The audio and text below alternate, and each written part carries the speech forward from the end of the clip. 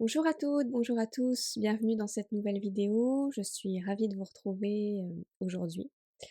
Hem, Cette vidéo sera sans doute un peu particulière parce que j'ai fait le choix aujourd'hui d'enregistrer, hem, mon témoignage personnel concernant mon parcours de personne victime de violences sexuelles et d'inceste lorsque j'étais, enfant. Je ne partage pas beaucoup de mon expérience et de mon vécu personnel, mais aujourd'hui, j'ai senti cet appel à vous partager certains éléments de mon parcours et ce parce que, je reçois beaucoup de messages et même en consultation de personnes qui s'interrogent, de personnes qui se demandent s'il est vraiment possible de se sortir de tels abus, heu, de telles agressions et d'un tel, conditionnement, on va dire, de de la personne que l'on a pu être lorsque l'on était enfant. Et donc pour ce faire, aujourd'hui, j'avais envie de vous répondre de manière très personnelle. Hem, voilà, je ne serai pas la thérapeute aujourd'hui, je serai, simplement moi, celle qui a vécu, ce que certains d'entre vous ont vécu également, celle qui a vécu, hem, un climat incestuel, des violences incestueuses et qui vit aujourd'hui de manière, heu, dissociée, même si, j'ai entamé un long travail, personnel depuis plusieurs années maintenant et que certaines de mes parts dissociées aujourd'hui ont pu se réintégrer, se réassocier à à moi, à celle que je suis aujourd'hui. Il y en a encore certaines qui, heu, demeurent complètement, dissociées, de moi. Il y en a aujourd'hui qui continuent de m'envahir et de polluer, mon instant présent. Et donc aujourd'hui, voilà, c'était important pour moi de faire ce partage. Je ne sais pas trop ce que ça donnera au montage parce que voilà, je n'ai rien préparé du tout. J'ai simplement pour objectif de vous partager mon ressenti, de vous partager mon expérience de l'intrusion, de l'abus mental, de la manipulation. Parce que lorsque l'on parle d'inceste, on parle bien sûr d'intrusion et d'abus, sexuels et corporels, mais on parle aussi de tout un tas de mécanismes, qui se mettent en place.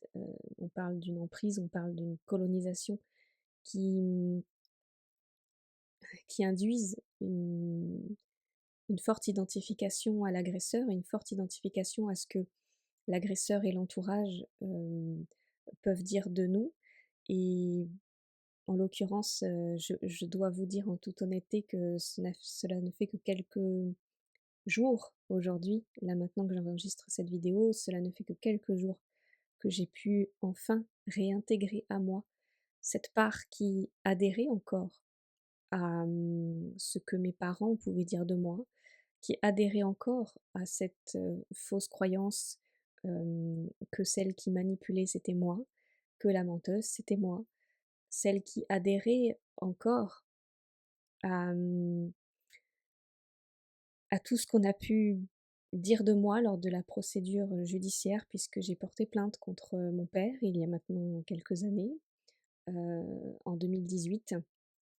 Une procédure qui s'est clôturée très récemment, en janvier 2023. Donc vous voyez, ça a duré quand même plusieurs années et une procédure au cours de laquelle j'ai passé plusieurs expertises, psychologiques et psychiatriques, au cours de laquelle plusieurs personnes de ma famille et de mon entourage ont pu être, auditionnées en qualité de témoins. Hem, Procédure qui a été, très compliqué, très difficile pour moi puisque je l'ai affronté de manière très solitaire. Avec le recul aujourd'hui, je me rends bien compte que,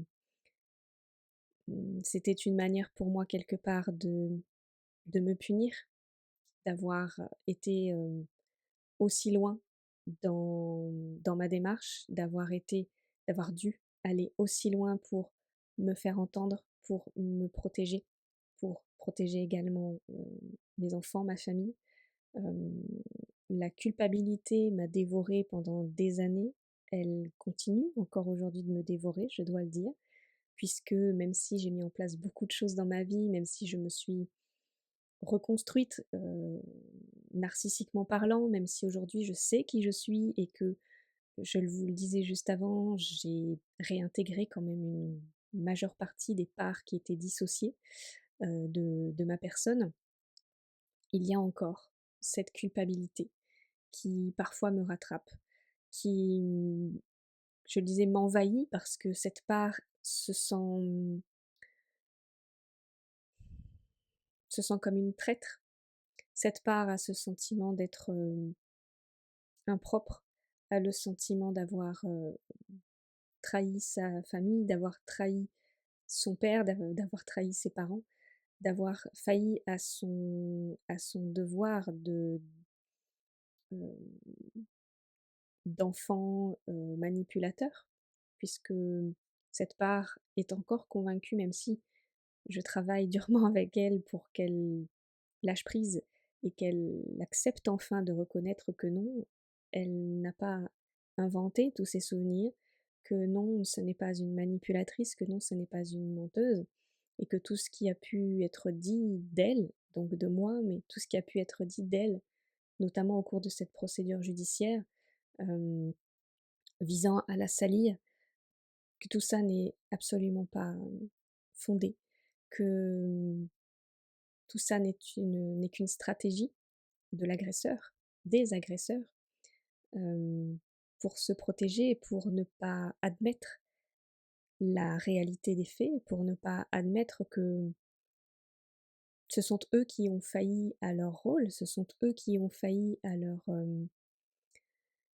leur devoir de parents bienveillants et protecteurs qu'ils auraient dû être et qu'ils n'ont pas été. Et voilà, aujourd'hui, je tenais vraiment à prendre la parole et j'ai ce profond besoin pour clore, clôturer cette partie de ma vie. Hem, Ça fait partie, je dirais, là, ce partage avec vous, ça fait partie de ma thérapie personnelle, pour renouer avec cette part et pour qu'enfin elle se montre à vous, qu'elle exprime, auprès de vous, auprès de tous ceux qui me regarderont aujourd'hui, qu'elle puisse exprimer, son désarroi, qu'elle puisse exprimer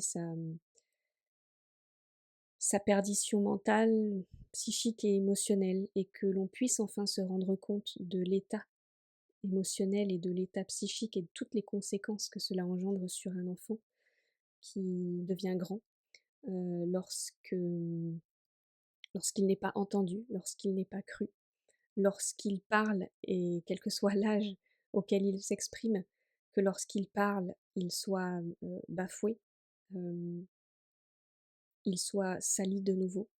Tout ce que j'ai vécu durant cette confrontation,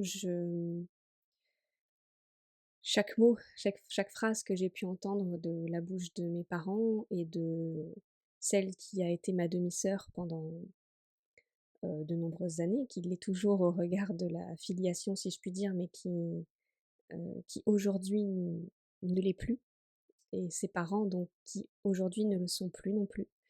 Tout ce que j'ai pu entendre de leur bouche, tout ce que j'ai pu lire de leur bouche durant cette procédure, hem, je l'ai vécu comme un crachat à la figure, à chaque moment, à chaque instant, à chaque lecture, à chaque,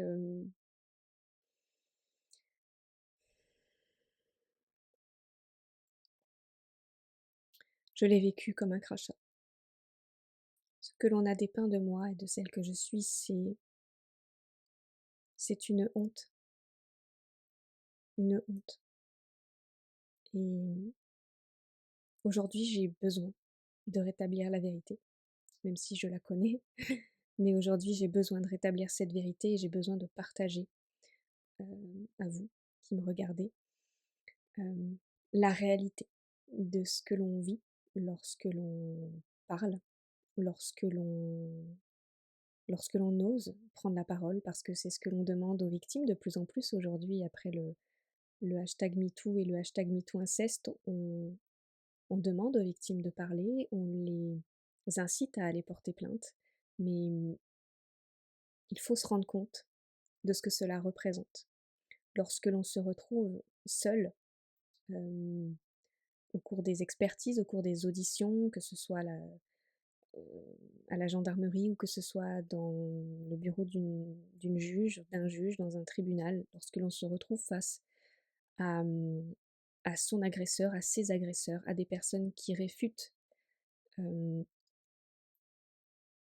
toute votre histoire, qui réfutent par stratégie bien évidemment de défense et par stratégie de protection d'eux-mêmes et de négation de leur,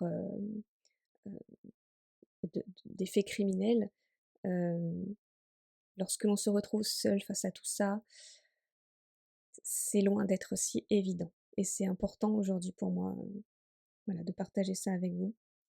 Aujourd'hui, je le disais, la procédure, contre mon père et contre mes parents s'est terminée en janvier 2023. Elle aura été une descente aux enfers pour moi. Elle a duré de nombreuses années et même si effectivement elle a été une descente aux enfers, aujourd'hui j'en ressors, grandie, beaucoup plus forte, beaucoup plus, puissante et affirmée dans ma personnalité. Cette procédure, elle m'aura surtout permise de me confronter à une réalité que j'avais déniée pendant des années, celle que mes parents m'ont manipulée, ont réussi à me faire croire des choses sur moi qui étaient fausses. Je parlais de ce mécanisme de l'identification à l'agresseur tout à l'heure, qui est un mécanisme, commun et courant à beaucoup de victimes. Il y a une différence entre le comprendre, l'intellectualiser et le vivre, le ressentir et pouvoir s'en libérer, ça n'est pas la même chose. Hem, J'y ai été confrontée de manière très, très, très, brutale et donc cette procédure, elle m'a détruite tout autant qu'elle m'a construite. Ce que j'ai vécu, c'est que je me suis confrontée durant cette procédure à la réalité, de l'abandon, en fait, de ma famille. C'est-à-dire que plusieurs personnes ont été entendues, hein, je le disais, par la justice et même si elles étaient, peu nombreuses, les personnes qui, en tout cas, ont corroboré mes dires, les personnes qui m'ont soutenue, sont des personnes extérieures à ma famille. Des gens qui m'ont connue, hem, hem, des proches, des gens hem, qui m'ont connue étant enfant, des gens qui m'ont connue étant adolescente, étant jeune femme.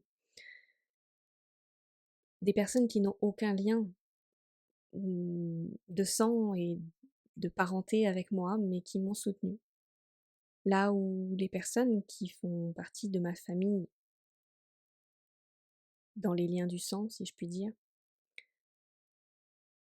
m'ont piétinée, hem, allant même jusqu'à nier les conclusions des expertises, psychiatriques et psychologiques et je vais vous les lire, qui attestent de ma fragilité, qui attestent de la véracité de l'impact traumatique de ce que j'ai vécu. Et aujourd'hui dans cette vidéo, je vous l'ai dit, je ne cherche plus à me dissimuler ou à me cacher. Je veux que soit entendue la réalité de ce que j'ai vécu durant cette procédure et surtout la réalité de ce que j'ai vécu lorsque j'étais enfant. Hem, Tout ce qui a pu être exposé lors des expertises, hem, j'ai dû en passer 3 au cours de ces 5 années de procédure, 2 expertises psychologiques et une psychiatrique, là où mon père n'a eu qu'à en passer une seule et ma mère 0. Je tenais à le préciser parce que là aussi, je trouve absolument effroyable et injuste de constater à quel point lorsque l'on est victime, on doit se battre seul, on doit se justifier encore et encore, prouver et attester de de l'effroi et du traumatisme que cela représente. Hem, D'être, réduit à l'état d'objet par, mmh, des adultes, alors qu'eux-mêmes ne sont pas inquiétés à ce niveau-là. Je trouve ça absolument effroyable et c'est la réalité, hem, de ce qui se passe en France au niveau judiciaire.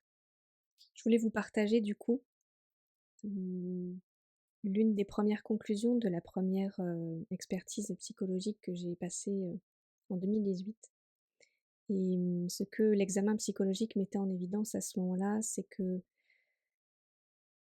je cite, ce que la psychologue, en question a pu écrire, me concernant et elle me décrivait à ce moment-là comme une jeune femme très lisse dans le contrôle d'elle-même, mais avec des réminiscences des faits accompagnés de grands débordements émotionnels. Elle précisera, en conclusion que je présentais des troubles psychologiques pouvant être reliés de façon cohérente aux agressions subies,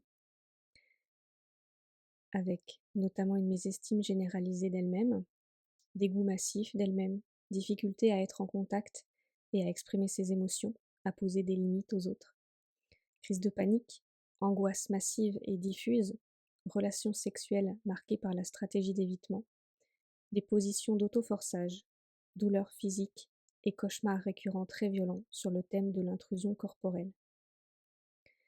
Elle précisait également qu'aucun élément n'évoquait une décompensation psychotique avec production hallucinatoire. Elle poursuivait en ajoutant que la personnalité de la plaignante se serait construite sur une amnésie traumatique avec une grande fragilité narcissique et non sur le plan de la distorsion de la réalité. Donc ça, c'est l'une des premières conclusions de l'expertise psychologique que j'ai été amenée à passer. Concernant la seconde expertise que j'ai passée en juin 2019, l'expert, psychologue qui m'a reçue à ce moment-là n'a pas été en capacité, entre guillemets, de se positionner sur 2 hypothèses qu'il a pu mettre en avant. Heu, la première hypothèse, hem, était, basée sur, l'ordre de fantasmes relatifs à des, relations imaginaires face aux figures paternelles et maternelles et qui du coup étaient de l'ordre, heu, voilà, on va dire de l'imagination. Et sa seconde hypothèse était que mes souvenirs étaient bel et bien d'origine traumatique, ce qui tendait à prouver euh, cette dissociation cognitive. Il a été incapable de différencier ce qui relevait du coup de la sphère fantasmatique et de la sphère traumatique. Je note qu'il a par contre insisté sur le fait que, in fine, ces 2 niveaux existaient sans pouvoir bien se différencier. Quant à l'expertise psychiatrique que j'ai passée en 2020, il estimait également que sur les différentes données recueillies lors de l'expertise psychologique, des 2 premières expertises psychologiques, il estimait, hem, tout à fait compatible avec, l'existence d'agressions sexuelles répétées sur une période assez longue. Il énonçait que je ne présentais pas d'antécédents d'atteinte mentale sérieuse comme un trouble psychotique ou un trouble grave de la personnalité.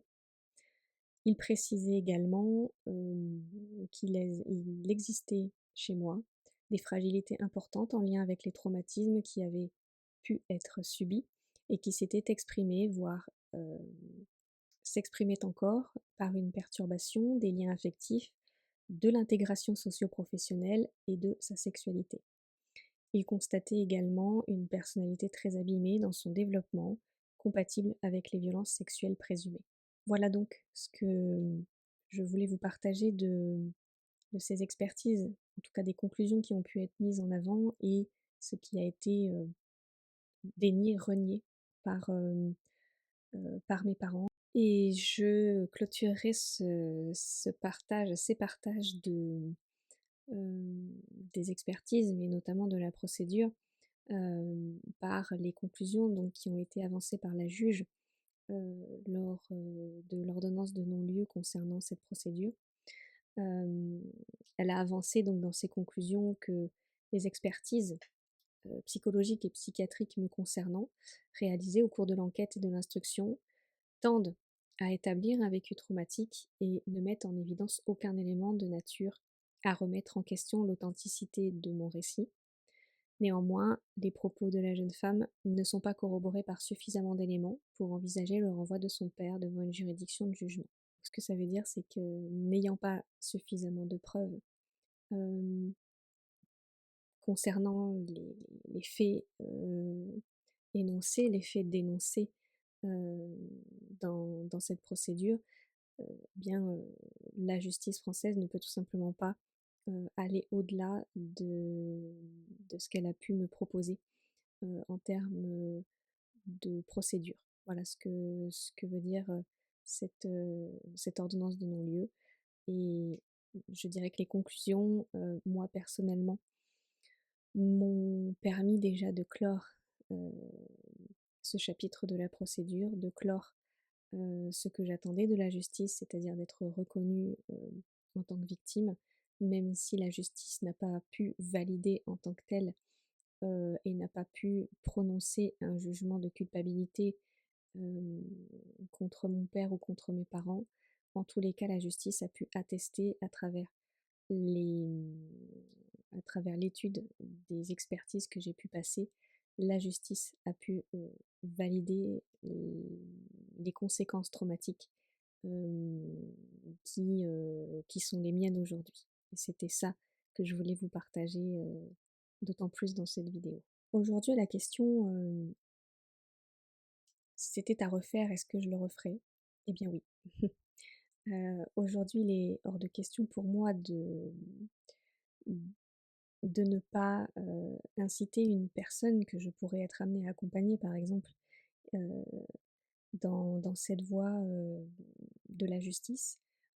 En revanche, cela appartient bien évidemment à chacun, hem, mais en tous les cas, au regard de la réalité de la loi, concernant l'inceste et les violences sexuelles, également, au regard de ma propre expérience du coup, concernant, la procédure judiciaire, je ne peux qu'aller dans ce sens-là. C'est, à mon sens, une expérience qui peut être effectivement très traumatisante, donc c'est d'autant plus important d'être bien entouré, hem, par ses proches, par sa famille lorsqu'elle est soutenante, comme par des professionnels de la santé. En tout cas pour ma part, si c'était à refaire, je referais la même chose, c'est certain. Aujourd'hui, je vous le disais, j'en suis ressortie, beaucoup plus forte et beaucoup plus affirmée. J'en suis, ressortie beaucoup plus grandie. Heu, Si je devais donner un seul conseil, ce serait celui-ci: ne restez pas isolés. Je vous le disais, entourez-vous de personnes qui sont en capacité de vous apporter ce dont vous avez besoin et le besoin principal, c'est le soutien. Le besoin principal, c'est d'être cru, c'est d'être entendu. Parce qu'il n'y a, rien de pire que cette double peine que l'on peut subir en tant que victime, que j'ai subie moi-même en tant que victime, de m'exprimer, de partager mon vécu, de d'oser me mettre à nu sur ce que j'ai pu vivre et d'être bafouée dans ma parole, hem, d'être, étouffée et d'être anéantie une seconde fois, heu, dans la négation de ce que j'ai vécu. Il n'y a rien de pire. Donc c'est hyper important, lorsqu'on a été victime, de bien savoir, s'entourer et c'est hyper important lorsque l'on est un proche d'une victime et que cette personne vient se confier à nous, c'est hyper important de la croire. Croyez-la, parce qu'elle aura vraiment besoin de vous par la suite. C'est voilà, c'est un message que je voulais faire passer également. J'avais envie de vous partager du coup, pour terminer cette vidéo, mon point de vue concernant cette fameuse question. Est-ce qu'on peut s'en sortir? Est-ce qu'on peut se sortir d'un tel engrenage? Est-ce qu'on peut se sortir d'un tel vécu? Est-ce qu'on peut se sortir de toutes les conséquences que cela engendre au quotidien? Je vous répondrai que oui, à une condition: ne pas rester seul, s'engager dans un processus thérapeutique parce que seul, c'est impossible, on ne peut pas s'en sortir, on ne peut pas y arriver sans être solidement épaulé par des personnes qui savent de quoi elles parlent, qui sont formées et au fait des conséquences de l'inceste, des conséquences de l'emprise et de l'enfermement mental et psychologique que cela représente. Donc oui, on peut s'en sortir à condition d'entamer ce processus thérapeutique vers les bonnes personnes. Et en tout premier lieu, je dirais que ce qui compte le plus, c'est surtout de pouvoir se raconter soi, de pouvoir partager son expérience, de pouvoir partager son vécu, de pouvoir partager ses souvenirs, de pouvoir être accueilli et entendu dans, dans ce qui nous appartient, dans ce qui nous est propre. C'est déjà la première étape, se raconter. C'est ce qu'il y a de plus important en premier lieu, pour pouvoir ensuite euh, entamer un travail sur l'aspect plus dissociatif, on va dire, sur l'aspect de euh, se rebâtir narcissiquement parlant, de pouvoir faire le deuil aussi. Bon, c'est ce que j'ai vécu durant ces 5 années de procédure notamment. J'ai traversé le deuil de mon enfance, de ce que je pensais qu'elle avait été. J'ai traversé le deuil de mes parents, de ce que je pensais qu'ils avaient été avec moi. Et ça veut dire traverser le chaos, traverser les émotions qui peuvent parfois vous amener très bas. J'ai pu être traversée par ces émotions-là, par ces parts, et notamment cette part qui culpabilisait beaucoup et qui aujourd'hui est à mes côtés et qui travaille avec moi et je travaille avec elle pour réussir à lâcher prise sur cette culpabilité-là. Parce que la culpabilité, notamment lorsqu'elle pouvait me traverser dans les moments les plus sombres et les plus durs, euh, pouvait me brouiller la vue et me mettre dans un noir et des ténèbres les plus sombres qui puissent exister. En tout cas, c'est le ressenti que j'en avais à ce moment-là. C'est le ressenti que j'en ai lorsque cette part me traverse. Et agir main dans la main avec elle pour rester en vie. Parce que le sentiment de culpabilité et de honte peut vraiment nous mener plus bas que terre. Cette culpabilité, aujourd'hui, je le sais, est liée complètement à ce processus des rôles inversés, à ce processus de l'identification à l'agresseur. Mais lorsque vous êtes traversé par cette part, il n'y a plus rien qui peut la raisonner. Donc, vous ne pouvez qu'accueillir, vous ne pouvez qu'attendre que la crise passe, qu'elle ne passe, et l'accueillir main dans la main, euh, accueillir tous les désordres aussi psychiques et mentaux qu'elle amène avec elle, tous les sentiments de dévalorisation, tous les sentiments de honte, de dégoût, d'envie de mourir. Il faut pouvoir les affronter. Et ce n'est pas une mince affaire, surtout lorsque l'on est seul et isolé. Et j'ai du coup envie de terminer là-dessus en vous disant racontez-vous. N'ayez plus peur d'aller vous raconter. N'ayez plus peur de vous montrer et de dire haut et fort ce que vous avez vécu, même si je sais, bien évidemment, que ça n'est pas une mince affaire et que cela vous demandera probablement du temps, beaucoup de temps, peut-être de nombreuses années. Cela prend même toute une vie de d'apprendre à aimer cette vie que l'on nous a arrachée, d'apprendre à aimer cette vie et à s'aimer soi. Là où l'on nous a dépouillé de notre âme, là où on nous a dépouillé de notre identité, là où on nous a dépouillé de notre plaisir à tout point de vue.